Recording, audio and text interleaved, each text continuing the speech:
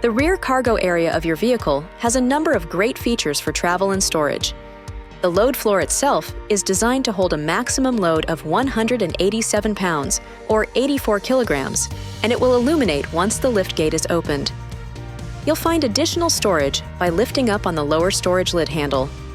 If equipped, your vehicle comes with a foldable cargo area cover. This provides extra privacy for the interior of the vehicle. To cover your cargo area, unfold the cover using a twisting motion. Then, hook the straps to the inside posts near the outboard rear head restraints on each side. Now, insert the pins on the ends of the cover into the slots on each side of the hatch. When it's time to remove and store the cover, follow these simple steps. First, reverse the installation steps. With the cover removed, place a hand on each of the short sides of the cover. Now twist the cover twice and push the twisted cover inward.